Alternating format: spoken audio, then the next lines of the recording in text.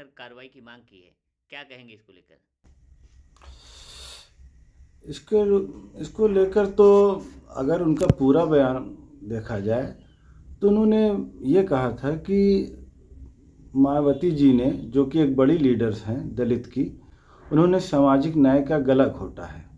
उसी से संबंधित उन्होंने कहा है कि चूंकि जहाँ जहाँ उनकी पार्टियाँ लड़ी हैं, अक्सर शिकायत आया करती है कि जहाँ जहाँ ये लड़ाती हैं बीजेपी को जिताने के लिए, और इसी के तहत और कभी भी इनका बयान बीजेपी विरोधी या आरएसएस के विरोधी नहीं आता है, जो संविधान के दुश्मन हैं। और संविधान खत्म करने के लिए इनके कई नेता का बयान आप देखते होंगे बीजेपी का, कि हमेशा संविधान खत्म करने के लिए बात करते हैं। कई अब की बार 400 पार, इनके कई नेता तो हमेशा वो कांग्रेस पे वार करती हैं। और सामाजिक न्याय की बात अगर की जाए तो सामाजिक न्याय मुद्दे पर ये बिल्कुल चुप्पी साधे हुए हैं, और जिससे जो दलित समाज है, आदिवासी समाज है, जो कमज़ोर वर्ग है, इससे उन लोगों को राहत नहीं मिल रही है। उनका कहने का तात्पर्य यही है कि सामाजिक न्याय के मुद्दे से मायावती जी भटक गई हैं, और इसलिए उनको मतलब राजनीति में बैठ जाना चाहिए, या लोगों को उनको अस्वीकार कर बैठा देना चाहिए। उनका कहने का मतलब ये था। और आप खुद ही देख रहे हैं, हमारे नेता राहुल गांधी जी जो कहते हैं ये विचारधारा की लड़ाई है।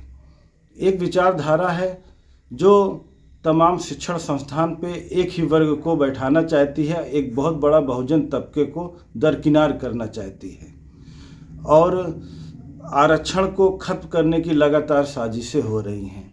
इसलिए इस बयान को इतना तूल नहीं पकड़। उन्होंने मायावती पर सामाजिक न्याय न करने और अंबेडकर विचारधारा पर न चलने का भी आरोप लगाया है। क्या कहेंगे इसको लेकर?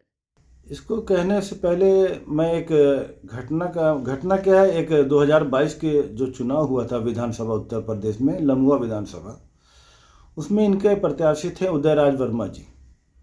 नामांकन के ठीक एक दिन पहले उनका टिकट कट जाता है, और हमने दैनिक भास्कर में न्यूज़ में पढ़ा था कि उनके टिकट कटते ही भाजपा प्रत्याशी ने राहत की सांस ली। और सबसे बड़ी बात ये देखिए, एक मजबूत प्रत्याशी के कटते ही सीताराम वर्मा दूसरा प्रत्याशी भाजपा के वहाँ से लड़ने आए, और उनकी जगह अविनाश सिंह उर्फ गुड्डू, जिनके चाचा हमेशा बीजेपी से लड़ते आए हुए हैं, वो भी पहले लम्हुआ के प्रत्याशी बीजेपी के रह चुके हैं, उनको टिकट मिला, जिसकी वजह से बीजेपी वहाँ जीत गई। और उसके बाद अविनाश सिंह गुड्डू फिर आज बीजेपी में है, मेनका गांधी का प्रचार किए, लगातार बीजेपी में है। वो सिर्फ कुछ क्षण इसलिए आए हुए थे, उनको बसपा ने टिकट दिया सिर्फ बीजेपी को जिताने के लिए। ये एक उदाहरण है। इसी तरह लोकसभा चुनाव में आपने देखा होगा कई जगह, जैसे जौनपुर और बस्ती, कहाँ कहाँ एक टिकट कटा।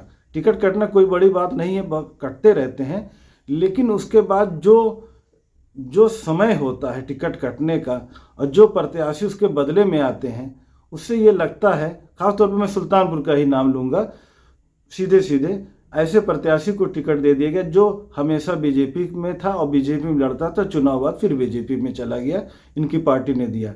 इसी तरह ये बसपा मूवमेंट को हमेशा कमज़ोर करती आई हैं, और मान्यवर काशीराम की विचारधारा, अम्बेडकर विचारधारा को इन्होंने कमज़ोर किया है। उदित राज बीजेपी छोड़कर आए हैं संविधान बचाने के लिए। क्या पहले बीजेपी संविधान विरोधी नहीं थी, जो अब ऐसा आरोप लगाते हैं? उदित राज जी हमेशा सामाजिक न्याय, अम्बेडकर विचारधारा के हमेशा पक्ष में रहे हैं। और उतना तो मैं नहीं जानता, लेकिन मैं इतना ज़रूर जानता हूँ, वो बीजेपी में रहते हुए प्रमोशन में आरक्षण, SC एक्ट पर और निजीकरण में आरक्षण जैसी बातें उन्होंने उठाई, और उन्होंने हमेशा बहुजन का साथ दिया और खुलकर बोले। इसलिए उन्हें बीजेपी ने पार्टी से टिकट नहीं दिया। और उसके अलावा मैं एक द प्रिंट मीडिया में एक ऑक्सफोर्ड यूनिवर्सिटी के रिसर्च करते हैं राजनीति पर, भारत की राजनीति पर।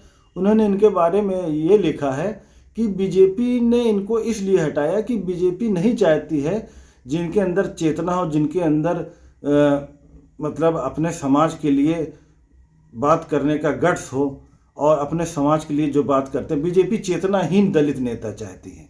वो ये नहीं थे, इसलिए उनका टिकट कटा और उनको लगा कि यहाँ पर ऐसा नहीं है कि सामाजिक न्याय मिल सके, इसलिए उन्होंने कांग्रेस के साथ आए और इसी वजह से वो कांग्रेस के साथ हैं।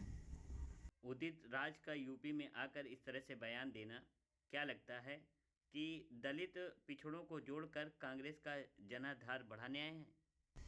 सबसे पहले मैं आपको बता देना चाहता हूँ, वो कांग्रेस के कार्यक्रम में यहाँ नहीं आए थे। उनका एक संगठन है डोमा, दलित ओबीसी माइनॉरिटी आदिवासी।